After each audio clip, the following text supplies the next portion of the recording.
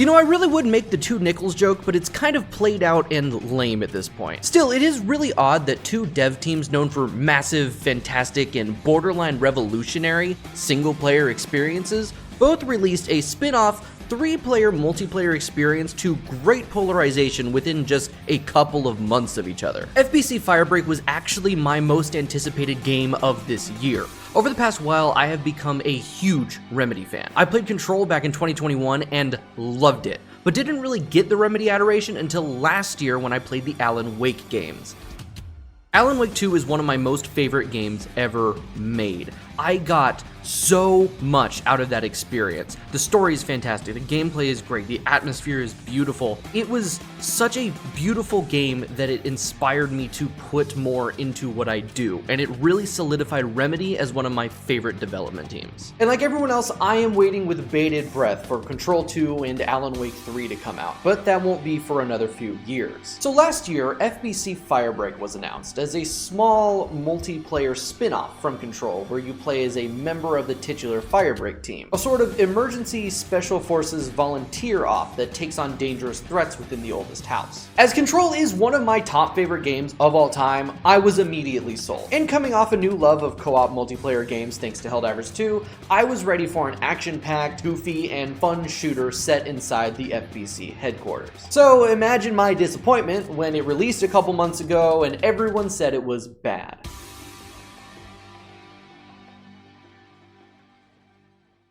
Yeah, it kind of is. But despite its many glaring issues and odd choices, I can't seem to put the damn game down. I find it to be incredibly fun, but I can absolutely see why so many people are turning it off and not looking back. In fact, I think it best to just start at the beginning, because the problems appear right out of the gate. The tutorial is, to put it charitably, weak. Upon opening the game, you aren't even greeted with a main menu or anything. Before a menu to change settings, a hub world to get your bearings, or even an opening tutorial like Helldivers 2, you're faced with, welcome to Firebreak. Pick a fucking class already, you loser. I'm actually gonna be comparing a lot of the systems in Firebreak to Helldivers, and not just because it was my game of the year last year. There's a lot of ideas and mechanics that feel similar and almost borrowed from Helldivers, but done not well. For example, opening into a tutorial. Helldivers 2 does just that, but it's a well-crafted tutorial that genuinely gives the player everything they need to know to play the game in an in-universe training course that, importantly, is self-contained and single-player. That means a new player can take all the time they need to properly learn the mechanics and understand the fundamentals that apply to every other future concept, whether that be weapons or stratagems. Firebreak tries to do this, but holy shit, it was done terribly. You're forced to pick one of 3 classes before you even know what they do or how useful they are to whatever situations you're in. And they each have unique mechanics that work well in different jobs. I will say the classes are really cool and after a bit of time easy enough to understand and use. Generally, each class has the primary weapon and their special tool that connects to their ability. Grenades, once unlocked, we'll get to that in a minute, and eventually a placeable kit piece. Each class has a specific role that fits into the jobs, and overall the best way to play is each player has a different kit. The fixed kit functions almost like the engineer in TF2, but not quite. The special tool is a wrench that can bypass the legally not a stratagem puzzle interface for repairing broken systems on the map, like light panels or broken pipes, by just whacking them, which is fun and it's goofy and I actually love it. The wrench also doubles as a melee weapon, but one that does shamefully low damage. When upgraded, which I'll get to again in a minute when we talk about progression, it has a sort of crowd clear charge attack that is fun and somewhat effective when done well. I can't really get it to work well, but it also puts you out of fire, which is pretty nice. Eventually the class will also unlock an auto turret cannon thing that can be placed and built up with the wrench, helping with crowd control. The jump kit is designed around movement and charging items. Its special item is the electrokinetic charge impactor, which I will be shortening to impactor for the rest of this video. This tool's primary function is to, much like the wrench, bypass the button mash interface for charging up certain objects like the shower, ammo crate, and various other items in missions. Its second unlockable function is a charge up super super jump type thing that can be used to escape hordes and jump higher and longer distances than a typical jump. The electrical shot can also stun groups of enemies, and when paired with water can deal devastating damage. The jump kit's placeable is this speaker that draws groups of enemies towards it and eventually explodes, clearing the group, which is actually heavily useful on higher difficulty missions. The final kit is the splash kit, which functions as a support and healer class. The special kit item is the crank operated fluidic ejector that launches larger water globs the longer it's charged. Unlike the other two special items, the ejector is primarily designed for use on teammates to remove negative status effects and for putting out fires. It has other mission specific uses, but we'll get there later. The upgraded ejector makes the crank operated signifier a reality, turning into a full auto water cannon with the secondary fire held down. The ejector does not directly heal other players though. That's where the placeable comes in, the humidifier. Filled up with water, turns on, and you've got yourself a portable shower. Pretty fucking nice, actually. So here's the problem with the tutorial. It's incredibly fragmented and paced very poorly. For one, there isn't a self-contained solo mission to learn the ropes. You pick a class, then pick a job, and then you're thrust into a lobby. I think I did make a mistake in my first look where I didn't exactly select the job and instead hit quick play, but the menus make so little sense it took a 3-hour stream and a couple more hours off stream to actually figure out how to matchmake for a specific job. I would not be surprised if many people made the same mistake I did, but I was thrust into an already in progress mission with people who had already been playing, which meant I didn't really get to learn. Oh, right, and I immediately got disconnected. I lost connection to the lobby I was in 3 times within the first 30 minutes. The matchmaking and server stability was just awful, and it really fucks up the new player experience. 3 disconnects in a half hour can really turn somebody away. But my first real mission, I did have a lot of fun. The horde shooting is actually quite nice and surprisingly well balanced for the most part. It seems to scale to the amount of players in the lobby, thank God, and each difficulty level feels appropriately easy or hard. Luckily, the fix kit is really easy to understand if you have just played a video game before. Object with a wrench UI element on it mean hit with wrench, object working now. Not exactly rocket science. The problem is that you're trying to figure out a trillion things all at once while also needing to contribute to the team. You have to learn how the kit works, what its strengths are, and where it fits into the puzzle. At the same time, you're trying to parse the confusing and really easy to miss mission objectives, and also watching out for tips on the side of the screen, some of which I didn't even see until I was re-watching my stream for this video. And in addition, you're likely fighting off a wave of enemies that just spawned, exploring the map, and maybe even opening a safe house and discovering there's loot to grab. Personally, a lot of the time I am an advocate for non-handholdy tutorials and learning the game through practice, but this is just too fucking much, man. And if you happen to get placed with people who have played a bit, you might not even get to learn the mission or not even realize details like the safe house having important loot to grab. You also may have missed that you can change your kit if you die and respawn, or maybe you don't die and spend the entirety of your first mission with one kit, which means you end up having to do 3 separate missions just to understand the basics of each class. Again, this isn't inherently bad. Games do this all the time, especially multiplayer games. A lot of the time there aren't tutorials or hints. You pick a class and you figure it out as you play. But a lot of those games also generally have really easy to understand goals or simpler game modes, so you're not also figuring out how to play while learning a class. But Firebreak's kits have very specific roles to support the ongoing mission, and floundering around can really hurt the team and one's enjoyment of the game. But the really bad thing is that the kits all start off nerfed. When I talked about the kits earlier, I mentioned each tool had an upgraded version that adds a mechanic. This isn't the upgraded version though. It's actually the standard version. All the weapons and kit items start off in a sort of broken state, meaning the special items don't have their full functionality and weapons do less damage than they should. Fuck, dude, you don't even start with grenades unlocked in a fucking horde shooter. So the tutorial in essence is this. You pick a class before knowing really what they do, get dropped into a mission you may just disconnect from, try and likely fail to understand the game and class due to information overload, perform terribly weak due to weak weapons, maybe assume you're doing something wrong because the kits aren't properly functional, get frustrated, and quit. But here's the funny thing. This could have been avoided if Remedy had done literally the exact same thing Helldivers 2 did. Like I said, Helldivers 2 also just launches you right into a tutorial, but it goes over everything you need at a quick but comprehensive pace. It covers all the movement, including the unique dive system, gunplay, closing bug holes, and how various stratagems work and the situations they're best used in. Every one of the mechanics taught here can be applied to every single weapon and stratagem unlocked later. Firebreak could literally lift the entire concept and it would work Great. The group is made up of volunteers. They would have to go through some sort of training before getting dropped into a mission. The oldest house is on lockdown, for Ati's sake. They can't get new reinforcements. They have a very limited supply of volunteers. There could and likely would be a training course in play. Hell, we literally see in Control that there are training courses for the FBC like security personnel in the oldest house. That's how you get the shield ability, is running through one of their security training gauntlets.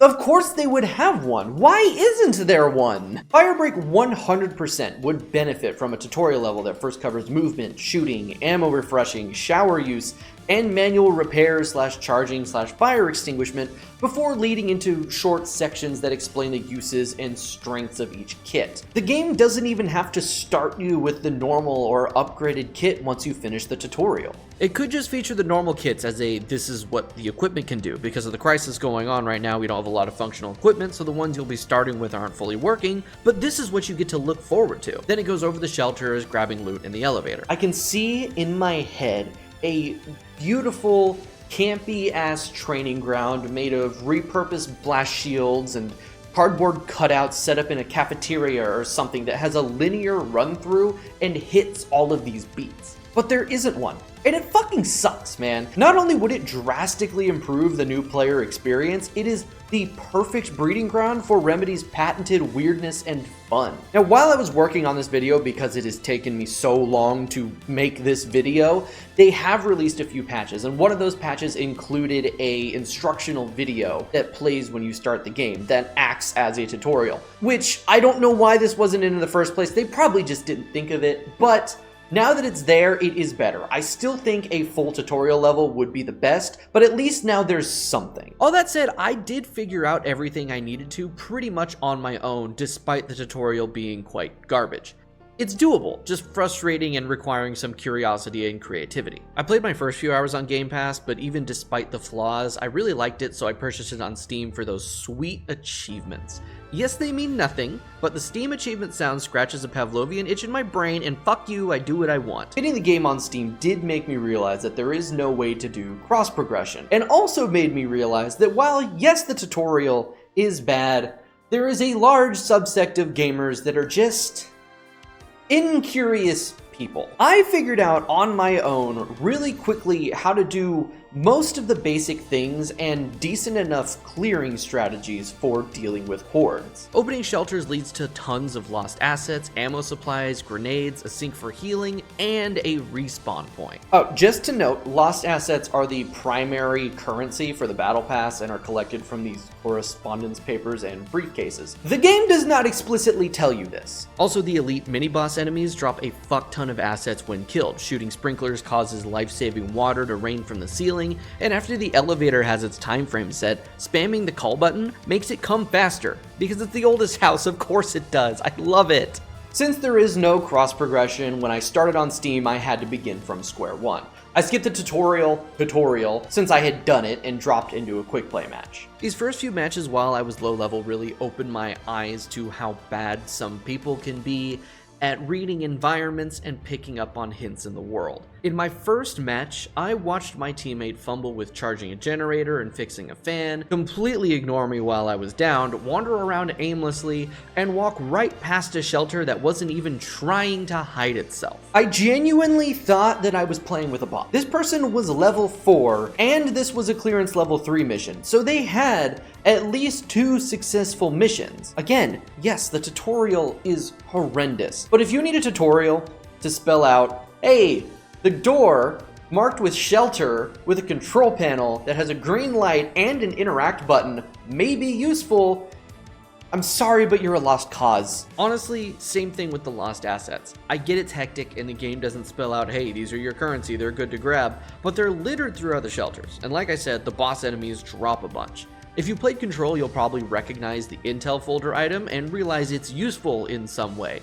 But even if you haven't, there's an interact bubble that turns into a key press when you look at it. And yet multiple times I saw players who again were at least level 3 just completely and totally ignore these. This is 100% a skill issue and I will die on this hill.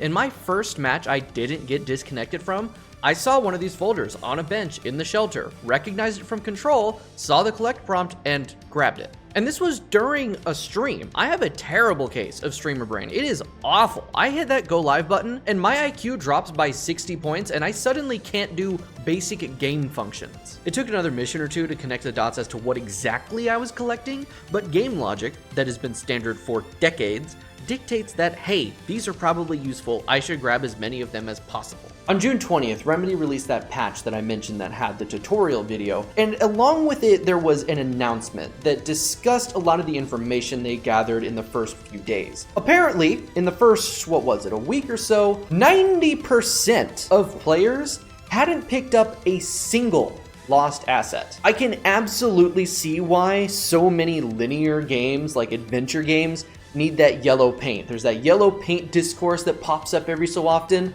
I can totally see why that's needed, because holy shit. But to then dispute my own point again, this would not be a problem if the game had implemented the most basic of co-op multiplayer game features, some form of fucking communication. This is the same baffling issue that Elden Ring Night Rain has. The only way to communicate with the other players in Firebreak is by pinging with the middle mouse button or whatever the hell it is on controller. Just like how in Night Rain, the only way is by pinging the map. There's no voice chat, no text chat, no emote or ping wheel. Nothing. One of the most respected traditions in Helldivers 2 is a high-level player jumping into a game with rookies and showing them the ropes and advanced but unexplained features of the game. This is only doable because you can communicate with them. In Firebreak, there's a real concern that rants like the one I just went on would turn new players away, because while someone like me, who has played games a lot in the past 10 years, will easily pick up on this stuff, not everyone is the same. Hell, in Expedition 33, I thought this mime in the prologue was clear as day and not hidden at all, but my brother and one of my friends, both avid gamers, missed it completely. I can sympathize with my own experiences, completely missing a viable path in a game and wandering around for 20 minutes because I didn't realize I could go through a door. I could have spared myself and the other people I was playing with so much grief if I could just call out, hey, by the way, you should grab these or open this for whatever. But for some reason, unbeknownst to me, there's no form of chat, so I can't. There are scores, maybe hundreds of indie games that have done incredibly well in-game voice chat, even proximity chat. You're telling me seasoned developers from studios that have put out Game of the Year nominees and winners can't? What the fuck is going on here? I do think that problem may lend itself to the issues with progression people were talking about, which I'll discuss later. But after my first few rounds, once I unlocked more missions at higher clearance, I got placed with people that actually knew what they were doing, and we were bagging anywhere from 80 to 100 lost assets per mission. Within 2 hours of playtime on Steam, I far surpassed my progression that I got from 6 hours on Game Pass. This is easier now since collectibles have gained a glow and an audio cue. They pretty much never get missed at this point. If we're being real, since it's a video game and the screen is already cluttered with UI, this probably should have been in from the start. I guess Remedy had more trust in gamers. They shouldn't have. So yeah, that's the tutorial and the onboarding process. So let's talk about the main event, the gameplay. There's 5 mission types that I'll talk about in detail later, with 3 different clearance levels, 4 difficulty levels, and a special corruption modifier that can be turned on at clearance level 3. For clarity, the clearance level determines the length of the mission as far as the amount of zones, and difficulty affects the amount and type of enemies that will spawn. Then the corruption modifier will add advanced currency items to the map and spawn random altered items that give various effects to the round, mostly negative. That all makes sense? I hope so, because holy shit, it did not make sense to me first either. Some important things to note is that the maps are not randomly generated, and the clearance levels don't change maps, just expand on the previous clearance level. Each mission has a set layout with specific zone dividers, shelter locations, objectives, and map items like light control panels. There is a small amount of random changes, such as specific locations of showers, ammo crates, and collectible lost assets. I'm actually pretty sure that hazards, such as oil spills on the ground, are not random, as they seem to always show up in the same spots. I'm not sure what the general consensus is on how much people like the set maps, but I actually really like it gameplay-wise, at least for now. Lore-wise, it kind of sucks, as the oldest house is canonically volatile and is always shifting and changing, which would lend some insane lore-related credence to a roguelike style of random levels. But for gameplay, it's really cool to be able to memorize the map and know how to efficiently and effectively navigate for positioning, objective tagging, and shelter looting. As you progress through the mission, enemies will spawn groups and waves, pulling from the iconic, honestly, rogues gallery of hiss types from Control. I was actually surprised at how many of the hiss variants made it into the game, because I saw a lot of people complaining about a lack of enemy variety and only seeing 2 or 3 types of enemies. But like, it has nearly all of them. The majority of the hordes are the hiss guards and hiss sharpened. The sharpened being a primary enemy was a cool feature because they don't even show up in Control until the Foundation DLC. But a melee enemy is very important in a horde shooter, so it's good. The elevated show up in both chair-bound and free-flying variants. The kamikaze charged hiss appear occasionally. The healing clusters are present. The demolition experts are often mini bosses that show up, and even the rare but fucking pants-shittingly terrifying distorted will pop in just to ruin your day with that awful PTSD-inducing screech. That's 7 out of the 13 enemy hiss variants that appear in Control, 8 if you count the 2 elevated types. That's over 50%. And Sticky Note mission also includes a deadly Sticky Note enemy to fight, and there's a new heavy hiss variant that has a stunning heavy attack and can only be damaged from behind.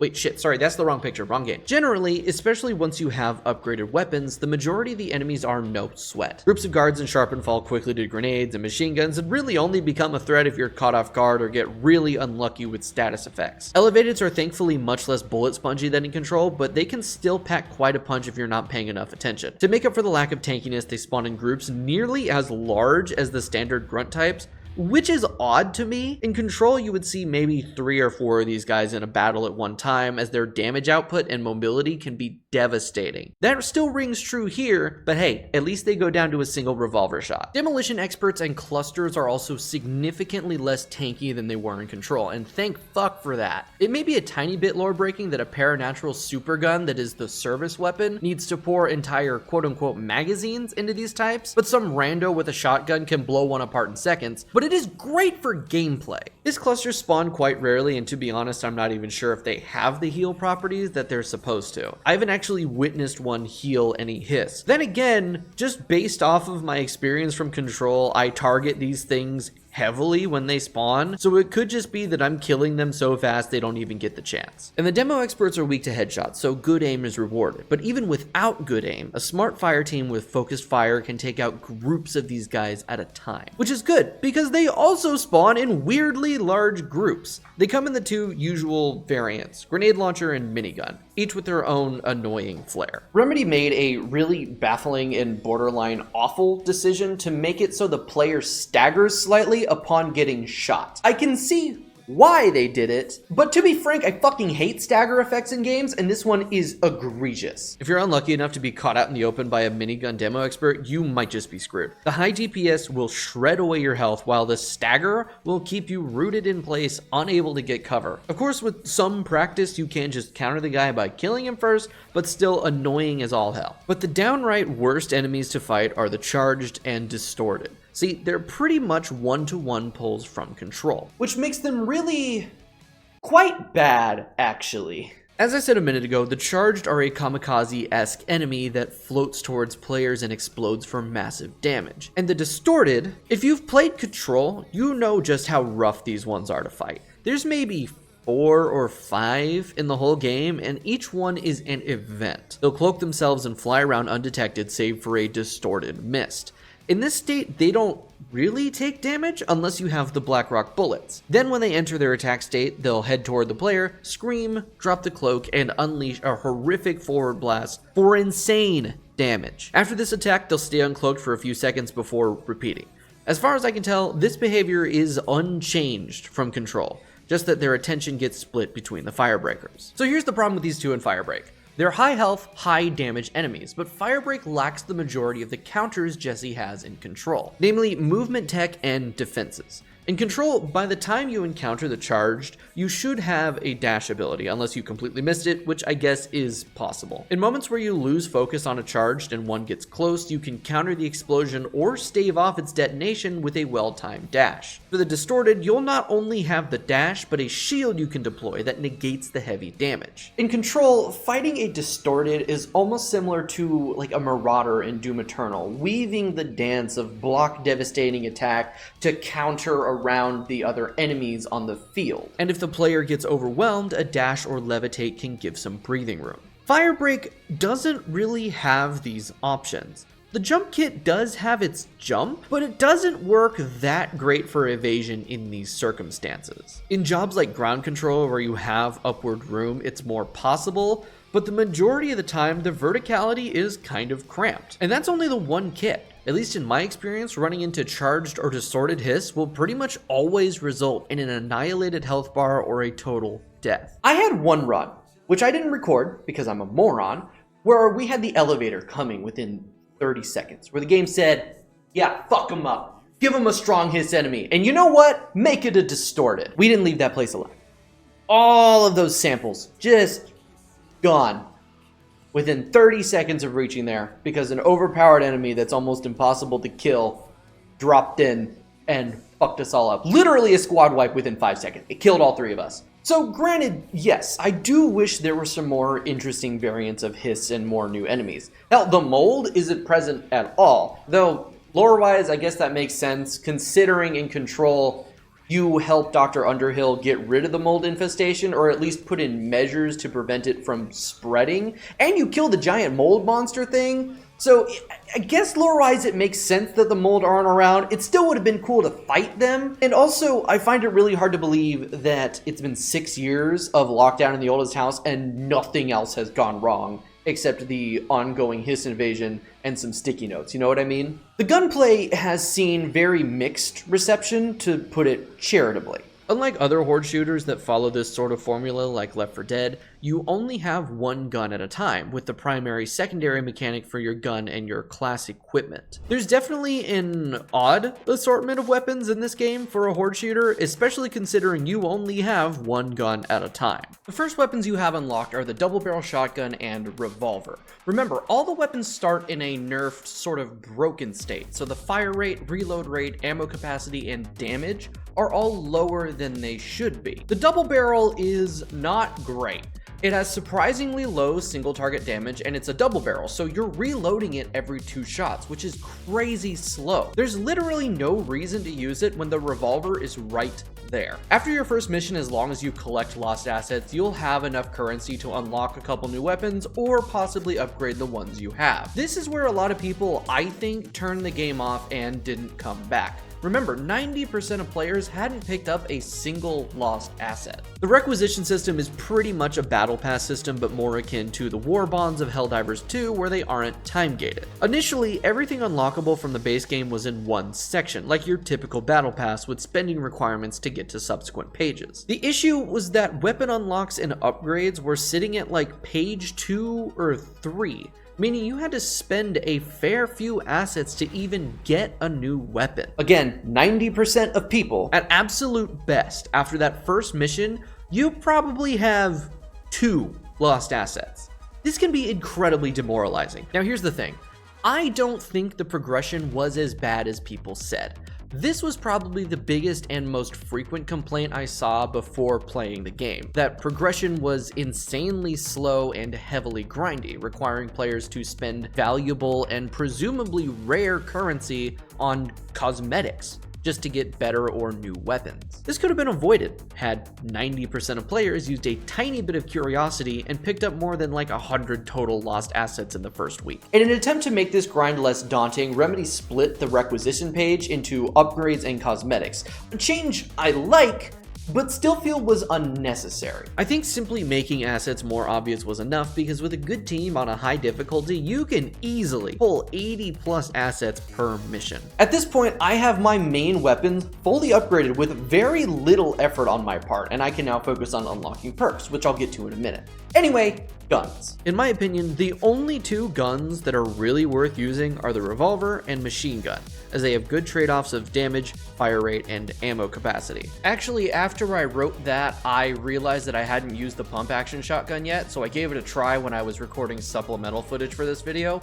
and that gun actually slaps pretty hard too. So that's 3 weapons that are worth using. The double barrel is alright in low difficulty, but having to reload after 2 shots with weird game shotgun physics can really slow you down in a horde. Seriously, if you're gonna use the shotgun, just use the pump action. I know it's unlocked later, but the double barrel is quite literally crap on higher difficulties. So if you want to play with the shotgun, the pump action has really high DPS for what it is. The SMG is just kind of a worse machine gun, less damage and ammo capacity than the machine gun, but a higher fire rate. While the hits aren't very bullet spongy, they do still take a couple hits from the SMG to go down, and again, reloads can kill. Then there's the hunting rifle. Even at level 1, this thing can one-shot most enemies and do devastating damage to heavies, especially with headshots. But it's a bolt action with 5 rounds in the mag, in a horde shooter, with no secondary weapon. Yes, it has good pierce and stagger and single target damages off the charts. It would be fantastic in a competent group with diverse loadouts, but with no communication, and these days no players,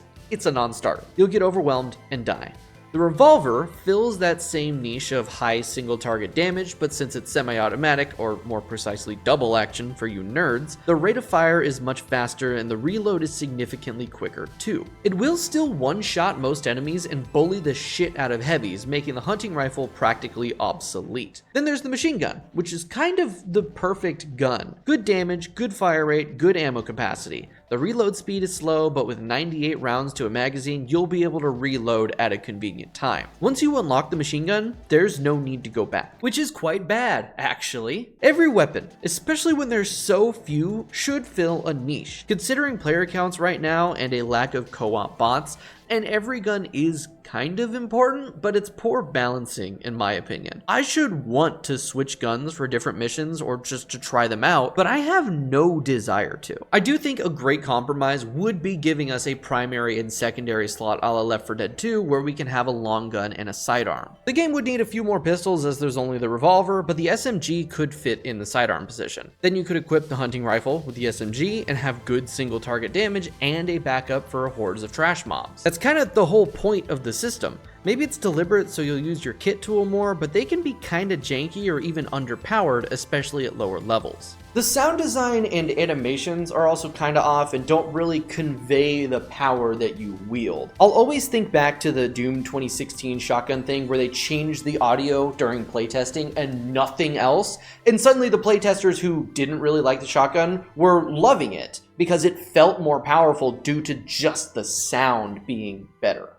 Sound design is so incredibly important, and Remedy generally nails it, so this made me sad. Despite that, visually the guns are great, which I guess isn't so hard as they're just standard firearms with plenty of reference material. I'm actually pretty sure the revolver, pump action, and hunting rifle models are ripped straight from Alan Wake 2. The double barrel not so much, but whatever. Perks are your other set of upgrades, sort of borrowing from how they were done in Control. These are also purchased with lost assets and subsequently upgraded with research currency you get from corrupted missions. Each mission has a specific currency you can collect, so full upgrades require a lot of gameplay variety. These perks range from extra grenade capacity to specialized bullets to enemy deaths causing group stagger. They also produce resonance, which as far as I can tell affects just shield regeneration. The shield is based on the Hedron resonance amplifiers from Control, which are these MacGuffin-ass devices that prevent hiss infection. In Firebreak, it's an overshield that needs to be depleted before hit point damage comes about. The interesting thing is that if you're with a group, it will only recharge around other players, being faster with closer proximity and more players. Without significant testing, which I honestly can't be bothered to do, I'm unsure if upgrading the perks is particularly important because it seems like all they affect is resonance recharging and each perk level takes up an entire slot, of which you have 9 total unlockable. I would hope that, say, using a level 3 slide hustle would have a faster reload than a level 1, but that also requires you to spend a third of your perk slots for a slightly faster reload, which is asinine. In my opinion, a perk upgrade should be just that, an upgrade, instead of an optional addition. With how many interesting perks there are, I can see zero reason to stack multiples of one perk just for a little bit more shield. I actually did end up doing some of that testing that I said I couldn't be bothered to do, and turns out that yes, the perk upgrades do actually do a little bit more. I saw it with the grenade upgrade. If you have a level 1, you get 4 grenades. If you have a level 2, you get 5. And if you have a level 3, I assume you get 6. Still, having an upgrade take up another slot when you only have 9 is crazy to me. It should just be an upgrade to the perk. Otherwise, there's no real reason to take them.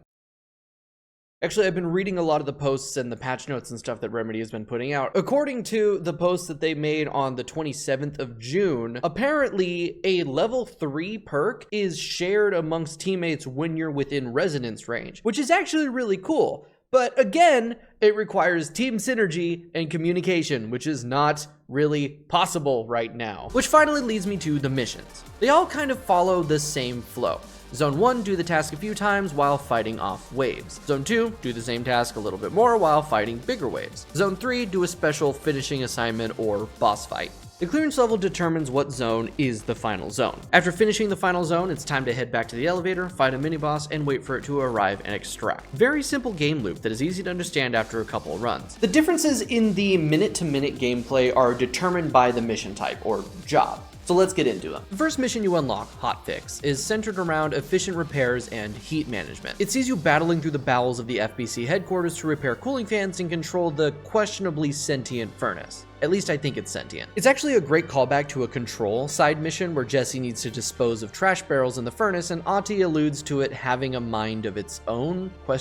I'm not totally sure. The first two zones have you repairing and powering up ventilation fans while trying not to burn to death. It's pretty simple, as the first mission unlock should be. The fix and splash kits get a lot of use here, as the primary objective sites within the fans are panels needing repair, and the water from the ejector can quickly put out rising flames and bring player heat down. The special mission in Zone 3 has the players filling barrels with a black rock derivative substance and sending them into the furnace. If you're not familiar with Control lore, black rock is an anomalous mineral pulled from the astral plane that has crazy strong paranatural countering abilities, making it useful to contain and eliminate anomalies. You take an empty barrel, fill it up, toss it down the zipline, and then drop it into the furnace. Easy enough, but the room is very hot, so keeping a shower running, sprinkler spraying, or a splash kit player nearby is essential. Every so often, the furnace will flare out with a devastating heat attack that can pretty much insta-kill a player at full health. Avoiding these means taking cover behind a blast shield, pillar, or in the lower part of the map. Overall, a simple but enjoyable mission once you parse the esoteric objectives the game tries to give you. I don't really have any strong feelings on this mission either way due to the simplicity. It's also not particularly unique, but it is fun enough. I do think the map itself is really fun. There's a good amount of verticality, and running through the vent pipes to repair panels is pretty neat. The final zone having this upper/lower disparity is cool, where being in the lower parts is marginally safer from the dangers of the furnace itself, but spending too much time down there can impede the mission because you're not doing the objective. This may be the point where you notice the missions don't have a time limit. This is overall really great, considering how buggy some missions can become and how unobservant humans can be.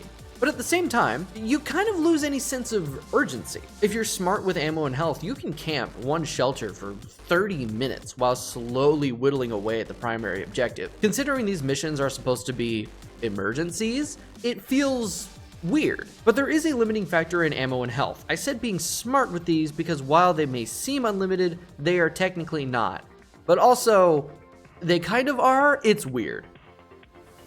Ammo stations and showers are limited in capacity in one way or another. Showers have this tank on top showing their overall water level. Once they run out, their healing is severely limited. I'm talking like early game vanilla Terraria with no healing accessories limited. Ammo stations likewise don't totally run out of ammo, but the rate at which you get it reduces, and you can't acquire special items anymore. Very early on, a station will no longer resupply the kits placeable. Eventually, as ammo restocking is reduced, you'll no longer gain any grenades. Now, I haven't actually gotten to a point where I can't get ammo from one, but I'll usually abandon a station once I'm no longer restocking explosives. But considering both of these stations in their used up state still give something, it's not a fully limiting factor. I'm actually at a point where the only reason I go to the ammo stations is for the black rock neutralizer to get rid of the altered items. You can get all of the ammo and all of the grenades you need from shelter drops and also from killing the heavy enemies. Ammo is straight up not an issue in this game. Their only true limiter is extra lives. This system works similar to a Helldivers reinforcement concept with a Left 4 Dead style revive mechanic. Upon taking lethal damage, a firebreaker goes down and has a slowly diminishing health bar. Allies can rush over and revive a down player, restoring them to about 50 to 75% HP. I'm not entirely sure what determines how much health you get back. But if the bar reaches 0, the player fully dies and will respawn either at the elevator or the nearest claimed shelter. I'm also not entirely sure how the game picks what shelter you respawn at, but I'm pretty sure it's either the most recently activated or closest to the current objective.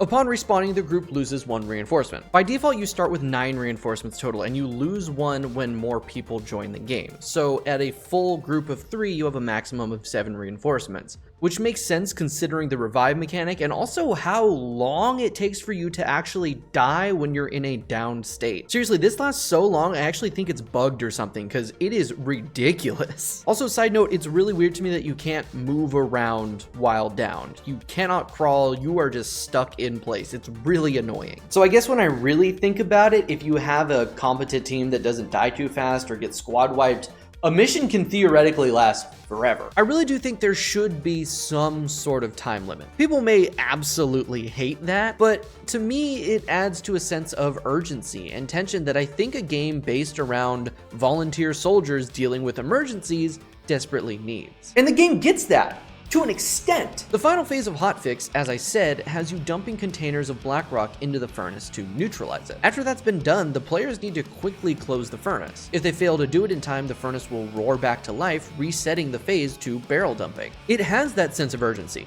For a moment. After you finish the mission and you race back to the elevator, groups spawn, the music ramps up, it's a really cool spectacle. But then the elevator won't actually begin to arrive until the players activate it, which is good. But once it arrives, it'll just kind of hang out until it's activated to leave by a player. Once that's done, the other players have maybe 45 seconds or so to get in. But A, it's player activated, so especially if there's communication, that won't be turned on until everyone is present and ready, and B, it can be turned off if not everyone is present. Now, if you do happen to miss the elevator, you will lose any collectibles on your person, which is a good penalty, but again, without communication, it can be a really shitty ending to a mission. Hopefully a majority of this will be learned by the player on their first run through Hotfix. They'll likely miss something, but there are more missions to learn. Completing this mission unlocks the next one, Paper Chase. Paper Chase is actually my favorite mission of the bunch as it stands now. I feel it makes the best use of the unique kit mechanics and encourages the most teamwork. This mission drops you into an area that looks strikingly like the executive sector and just says, hey, we need you to destroy all of these sticky notes. They're actually everywhere. Yet another direct callback, or more likely a direct continuation from Control, where there is just that room in the exec sector just covered in them. Zone 1 gives you a set amount of sticky notes that need to be destroyed. The teamwork really comes into play here because the notes are actually quite tough somehow.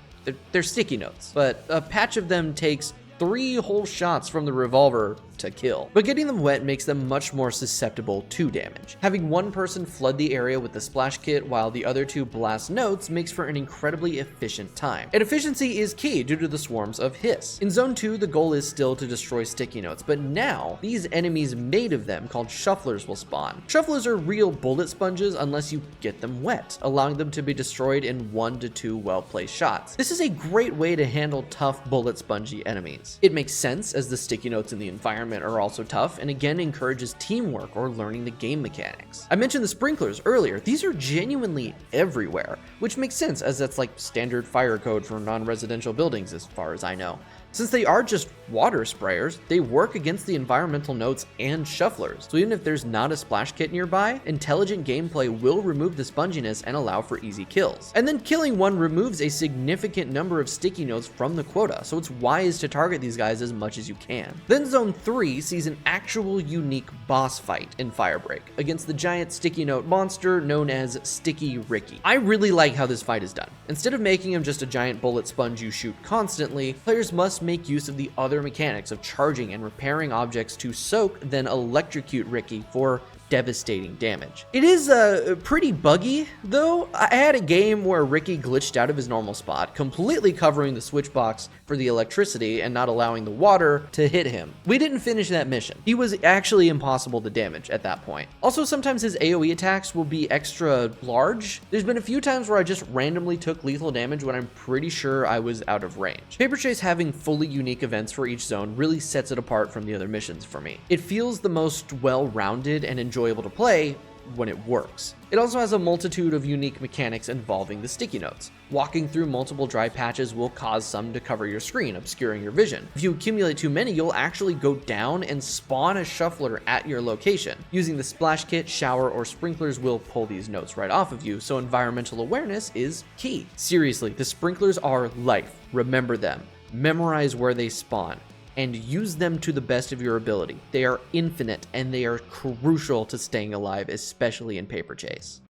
Ground Control is a confusing to learn but fun to play mission that has a great environment and objectives, but is set back slightly by funky game mechanics. For this one, you're outside the oldest house, instead working in the quarry, a sort of pocket dimension adjacent to the astral plane where Blackrock Acquisition is based. The primary objective for the first two zones is collecting leech pearls from these bulbous, I presume, leeches that are scattered on rock formations throughout the level, and then place them in a collection cart. The pearls are highly radioactive, so quick thinking and movement as well as situational awareness, again, of healing is key. Once collected in the cart, the radiation is nullified, as I presume the cart is shielded. You'll need to collect around 15 to 20-ish of these pearls, depending on the difficulty for each zone, with Zone 2 being larger and more spread out. Zone 3 involves bringing the cart into a shuttle and launching that shuttle, presumably to a collection area for processing. You'll push the cart up to the shuttle, activate the launch, fix some cabling, defend the objective, then leave once it launches. It's a continuation of the easy to learn but rewarding to get down in higher difficulty levels. This mission really highlights some of the best and worst Firebreak has to offer. It makes use of the status mechanics by making you need to watch for radiation and do your best to alleviate it. This can be achieved by popping the leech clusters while very close to them. This will cover the screen in a horrible goo that obfuscates vision, but also fully protects and clears radiation poisoning. So it's a trade-off, limited visibility for lack of damage taken. And it's also a really cool little lore moment. Of course the leeches have a goo that negates radiation. Their pearls are highly radioactive. The problem is that the falloff for where the leech goop can hit you is really high. In Zone 1, this isn't much of a problem as it's pretty enclosed, but in Zone 2, many of the leech clusters are high up or otherwise far away, severely limiting possibilities of clearing the status effect. Which leads me to the way radiation works in this game pisses me the fuck off, dude. It isn't bugged, it isn't broken, but holy shit is it the most annoying status effect I have ever encountered in a video game. Status effects like on fire, irradiated, pink, or wet are not limited to players. Hiss and the aforementioned shufflers can be affected by them too, obviously, as you have to get the shufflers wet to make them really damageable. Anyway, so radiation specifically, when it reaches its peak, the enemy affected will begin to give off their own aura of radiation. One forgotten leech pearl can irradiate an entire group of hiss, which can then in turn irradiate the entire team of firebreakers. This isn't a problem in and of itself, and it's actually really cool, but radiation takes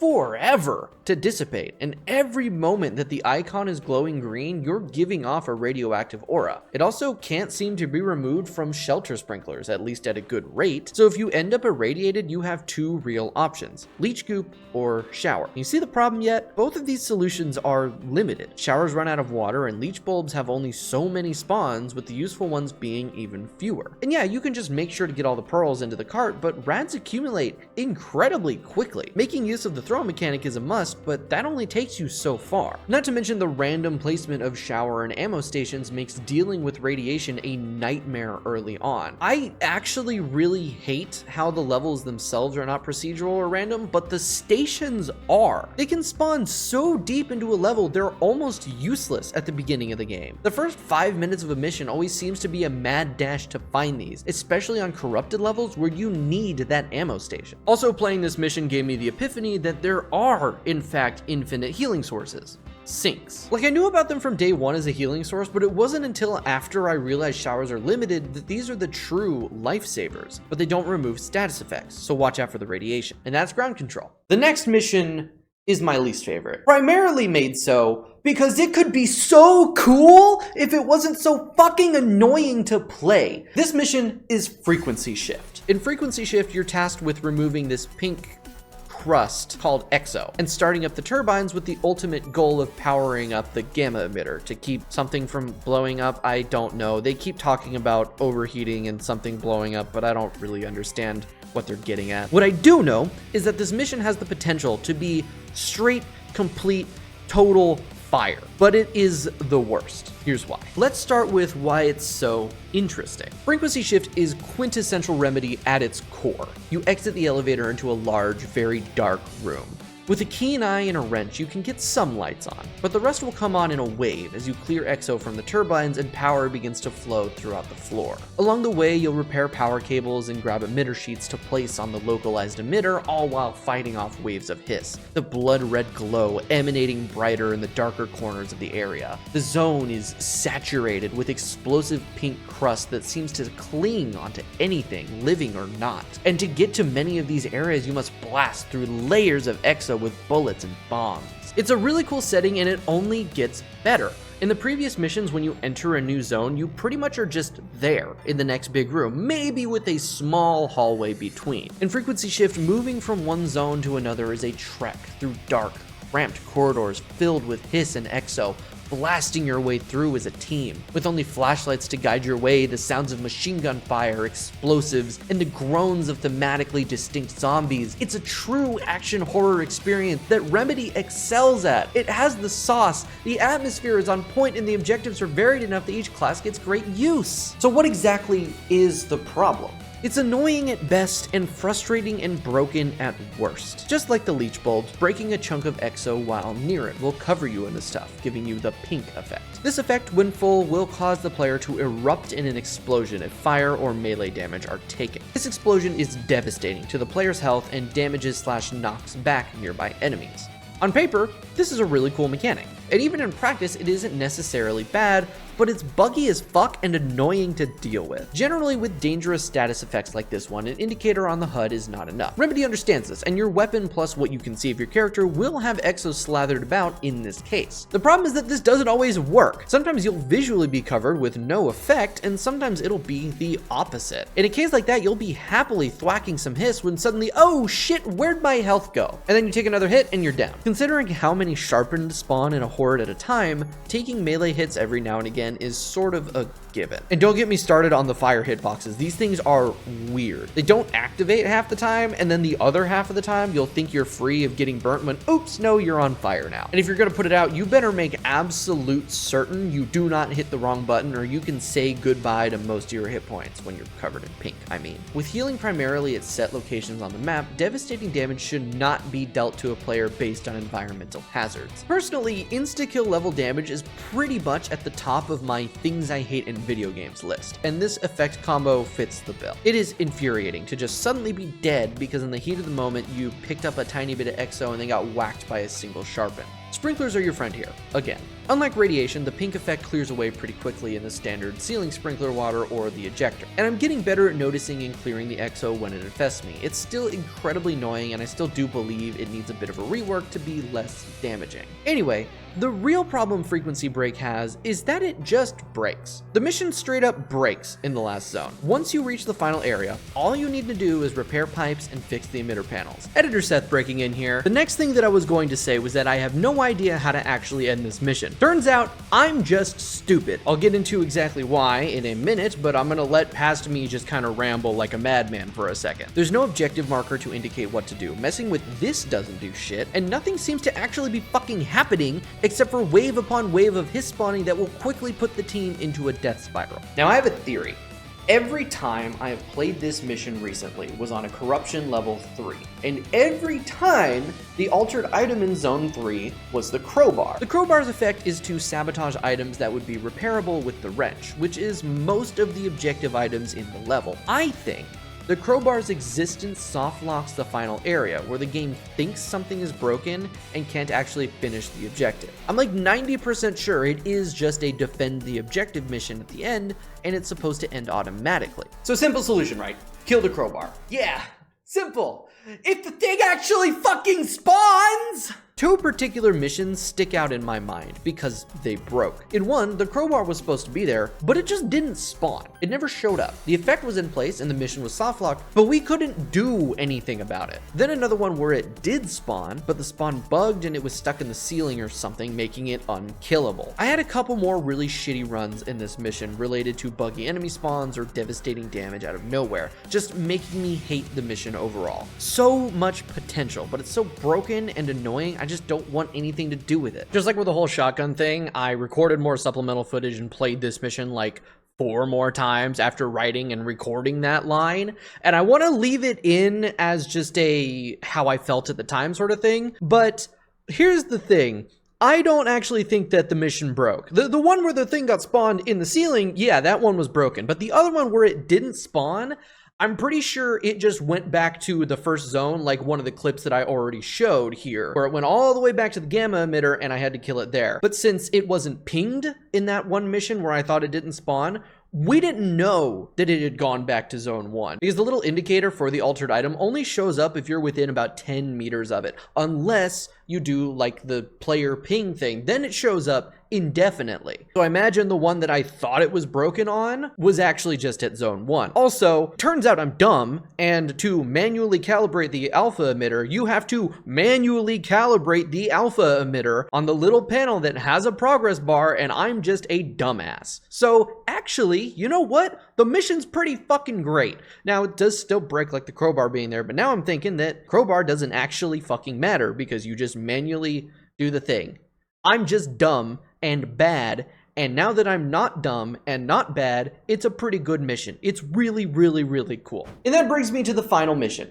Freezer duty. I'll be honest, I don't have strong feelings for this mission either way, just like hotfix. The overall objective is pretty neat. Grab oversized portable blowtorches and melt these anomalous frost things. I think they're actually called frost anomalies. The more you put in, the quicker they melt. Pretty cool, actually. Zone 3 then has you bizarrely throw mannequins onto a ski lift. I don't understand it either, but it's a fun mission with some interesting objectives, a pretty rad map that has you like fighting an uphill battle on a ski mountain set, torching frost anomalies, and I haven't had any game-breaking bugs during it. Solid 7 out of 10 mission. Not strictly memorable, but still fun enough to put some time in. Freezer duty, I think, doesn't really make a lot of use of specific classes, at least at lower level. The jump kit shines a bit, allowing for faster activation of the burners, and the fire extension of the splash kit can combat the cold, but beyond that, the kits are kind of on the back burner here. Kill hiss, melt anomalies, throw mannequins, done and done. After a mission is complete, you'll gain XP for your kit and your overall level. I have no idea what actually determines how much XP you get. It seems arbitrary. It may be connected to enemy kills, asset collection. I have no clue. I genuinely can't figure it out. Anyway, kit levels affect how many perk slots you have available, and general levels affect what perks you have unlocked for purchase. As far as I can tell, the leveling does little else aside from vanity. Honestly, I like that. Keeping arbitrary XP grinding on the sideline and not making the game an experience grab is nice, so the real upgrades are intentional through collection and spending of assets. There's also 0 microtransactions for the in-game currency, which is surprising, but pretty fantastic if you ask me. It's a low bar to not have them, but even Helldivers 2, which I consider the gold standard of how to run a live service game, has them. They're done well there, but still. I can't imagine with Firebreak it's going to stay that way. I have no idea how future requisition packs will be handled, but live service games need to make money somehow for at least server costs, so we'll see. But no microtransactions mean everything is collectible through gameplay, and with the amount of assets you can acquire per mission, it isn't much of a grind. And thank God too, because I'm sad to say it, this game lacks any sort of cool character customization. The environments, atmosphere, weapons, and everything like that are great, but the actual player models are weird. Like, I understand the aesthetic of cobbled together volunteer firefighter / combative, but I just don't like it. A huge reason why I and many others spend so much time and money hunting for super credits in Helldivers 2 is the armor and capes. The character designs there are great. It's not strictly necessary for the characters to look cool, but if I have customization options, I want to look as cool as possible, and that bar in Firebreak is crazy low. This is the best looking character I could kit bash together in the game. I'm just not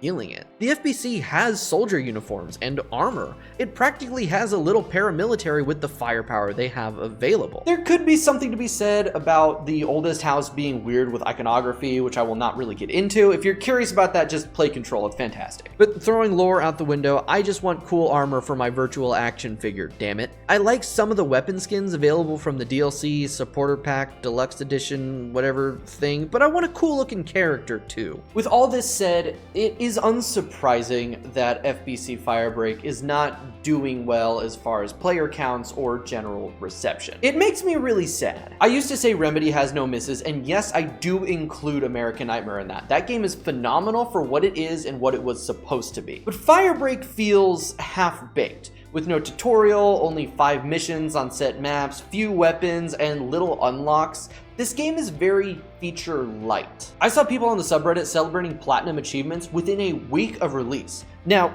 Achievements George is an outlier and should not be counted, but a week is crazy. Hell, I've almost 100% the game, and I play so intensely casually, it's criminal. Combine light features with mid-gameplay, frustrating enemies, buggy missions, no tutorial, lackluster progression, limited weapons, unfulfilling customization, and horrific day 1 to day 5 server issues. It's no wonder there's almost nobody playing this game. In fact, the lack of players just further exacerbates that issue. It's supposed to be a co-op multiplayer shooter, but I get lucky to have one person with me in a match. Without other players, there's no kit synergy, there's no teamwork, and it makes doing the tasks a fucking slog, man. It just sucks because there could be something here. There's the bones of a pretty good horde shooter mechanics-wise, and it's a Remedy environment, so it's packed full of atmosphere and charm. Case in point is the music. This shit is phenomenal. I was sad to hear Poets of the Fall would not be featured with a new Old God song, but the music that did get made is top tier. The menu and the Rush to Elevator themes